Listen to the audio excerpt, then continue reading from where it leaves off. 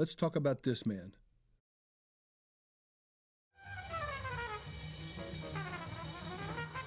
Miles Davis.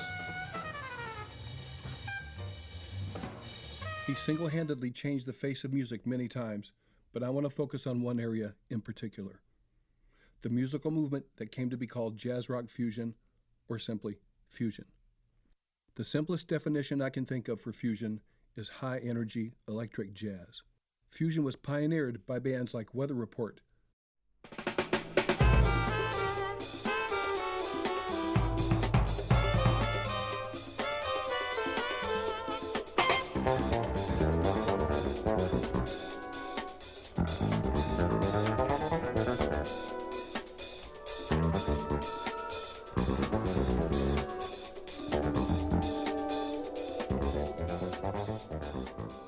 Return to Forever,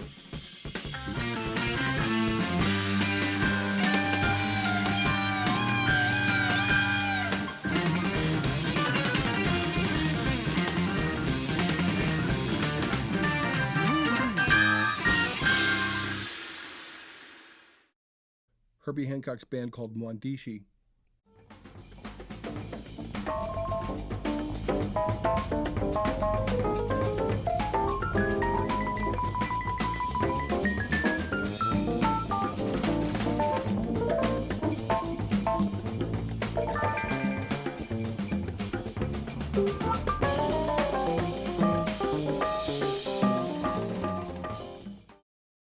Tony Williams' Lifetime,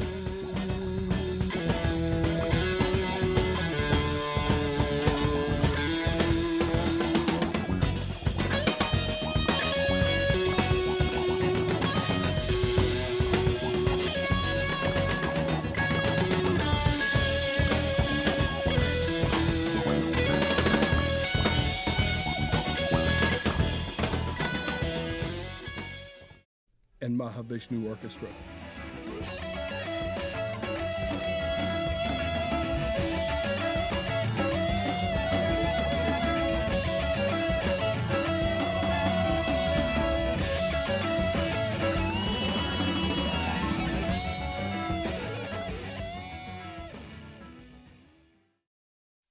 And it combined the jazz elements of melody, harmony, and rhythm with the power of electric instruments found in rock. Weather Report featured Joe Zawinul and Wayne Shorter. Return to Forever was Chick Corea's band with Lenny White. Mwandishi was Herbie Hancock and Benny Maupin. Mahavishnu Orchestra was John McLaughlin and Billy Cobham. What did all these founding fusion fathers have in common? All played on a seminal, historic recording called Bitches Brew by Miles Davis. Miles was always a pioneer and forward-thinking in his approach. His previous bands were comprised of men that would become legendary innovators in their own right. Bill Evans, Cannonball Adderley, Paul Chambers, and John Coltrane. Miles' real strength was not as a trumpet player, but as a visionary leader bringing out the best from his players, encouraging them to explore and seek new musical vistas. The Bitches Brew sessions and the earlier sessions that produced In a Silent Way were largely jam sessions that Miles conducted on the fly. Then the tapes were turned over to producer Teo Macero, who had the task of editing all that sound into a cohesive product. Most songs had multiple keyboard players, 2 drummers, and at times 2 bass players. Miles had been listening to a lot of rock and funk at the time. There was a rumor that he collaborated with Sly Stone on a project. If so, it has never been released. The great fusion bands that were spawned from Bitches Brew and In a Silent Way were the best of that genre. Miles and those bands created that genre. There were other bands that watered down the fusion style and made records that were musical pablum under the category of smooth jazz.